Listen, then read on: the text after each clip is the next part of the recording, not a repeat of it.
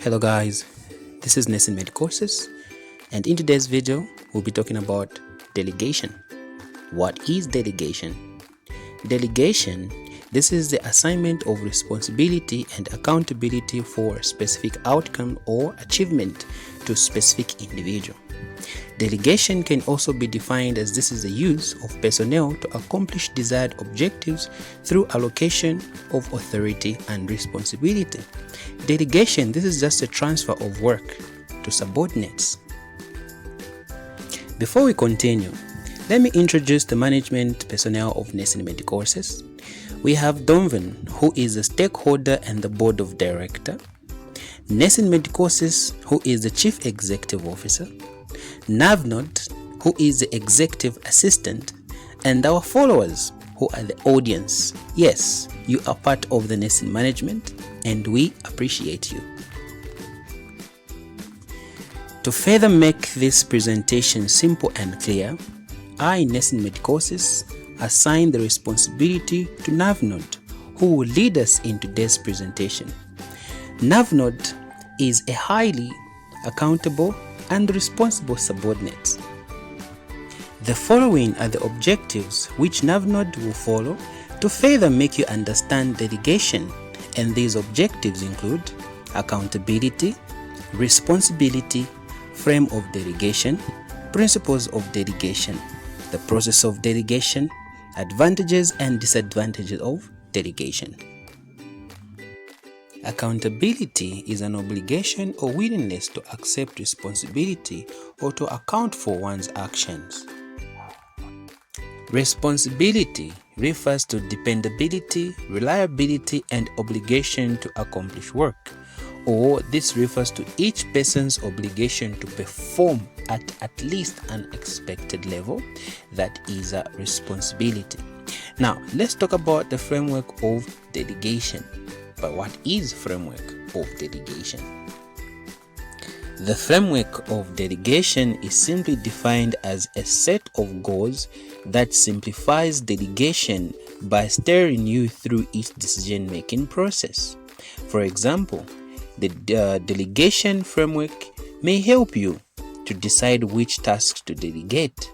In this case, Mr. Nessin Med Courses has delegated this task of presentation to me, Navnod. And the framework of delegation states, the greater the ability and willingness of the delegatee, the more likely the delegator can use delegation as a strategy of interaction.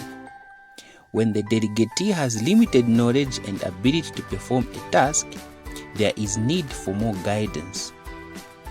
If the relationship is new or developing, more support is required through more interaction between the delegator and the delegatee. When the delegatee has high degree of ability and willingness and the expected task is familiar, there is little guidance required. When the relationship between the delegatee and the delegator is limited, there is unlikelihood of them to work together. Effective delegation is founded on personal relationship and mutual trust. These are the framework of delegation. The following are the principles of delegation. The first one is determine what to delegate. The manager begins by defining the responsibility. The manager writes down activities that are done by the manager and those that are supposed to be done by the delegatee. The second principle is right circumstance. Delegation should be done for right reasons.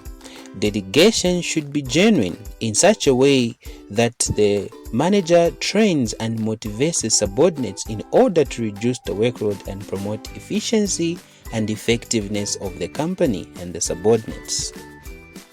The third principle is choose the right person to delegate. The manager ensures that the delegatee is qualified and in the right position, also ensures that the delegatee is skilled and knowledgeable. The fourth principle is clarify with direction. Expected results should be clarified and explained to the subordinates. When the tasks are clear, this will help the subordinates to be creative and resourceful in order to accomplish the task. The fifth principle is monitoring the progress, supervision, and evaluation. This is achieved by conducting a follow-up meeting. This meeting is intended for supervision and evaluation of the desired task. This is to judge whether the delegatee has handled the work in a better manner. So these were the principles of delegation. The process or the steps of delegation.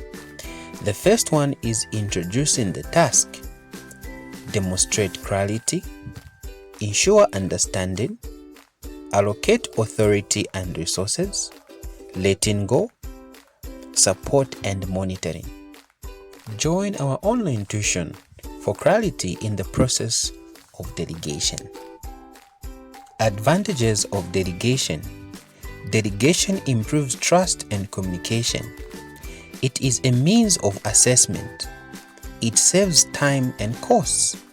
It is also a means of training. Delegation helps to reduce the workload of the manager. It makes work easier because of the shared responsibility. The delegation allows the manager to concentrate on personal knowledge, experience, and skill. Delegation promotes staff growth and development.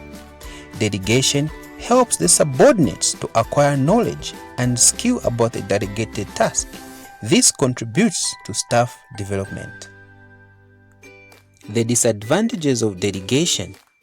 Delegation can be time-consuming. It requires reasonable amount of time in order to train the subordinates. Delegation may result into low work quality. In delegation, there's lack of ability to direct, lack of confidence in subordinates, lack of self-confidence, fear of losing control, fear of offending the subordinates, fear of criticism, and fear that a talented subordinate may perform better than the manager. This marks the end of the delegation presentation. Thank you for watching Nessin Medicourses. Please ensure to like our channel and follow our Facebook page, Nessin Medicourses.